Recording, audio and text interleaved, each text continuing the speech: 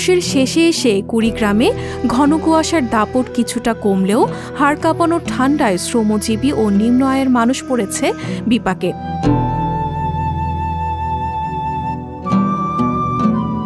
রাতে বৃষ্টির ফোঁটার মতো পড়ছে কুয়াশা। সকাল 10টা পর্যন্ত দেখা মেলে না সূর্যের, ফলে ঠান্ডায় কাবু হয়ে পড়েছে মানুষজন।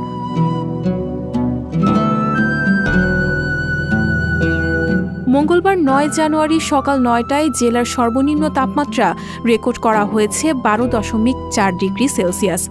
এদিকে রাত ও দিনের তাপমাত্রা প্রায় কাছাকাছি হওয়ায় দুপুর পর্যন্ত ঠান্ডা বেশি অনুভূত হচ্ছে। মাছ মারতে পারছি না, মাছ তো ওঠে না, কুয়াশা খুব, ঠান্ডায় বেড়াতে পারছি না, মাছ মারবো কেমন উঠে। সবজি চাষ করি, এই 2 দিন হাতে কুয়াশা ঠান্ডা, এর কারণে এই সবজি কম হয়, কম লাগে, ফলে আগের থেকে অনেক ফল কম।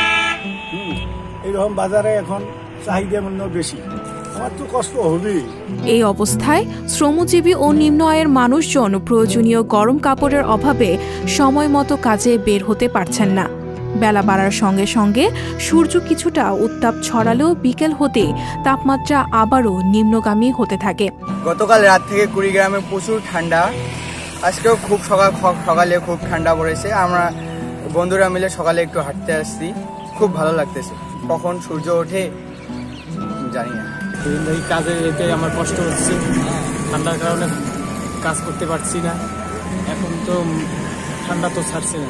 কুড়িগ্রামের রাজারহাট কৃষি আবহাওয়া অফিসের ভারপ্রাপ্ত কর্মকর্তা সুবল চন্দ্র সরকার বলেন, এই রকম তাপমাত্রা আরও কয়েকদিন থাকবে, তবে এ মাসের মধ্যে আরও একটি শৈত্যপ্রবাহ এই জেলার উপর দিয়ে বয়ে যেতে পারে।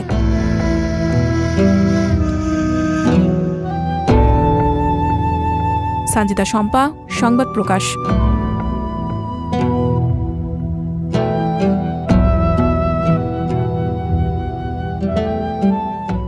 সংবাদ, ফিচার ও অনুষ্ঠানের জন্য ভিজিট করুন সংবাদ প্রকাশের ওয়েবসাইট এবং যুক্ত থাকুন ফেসবুক পেজ ও ইউটিউব চ্যানেলের সঙ্গে।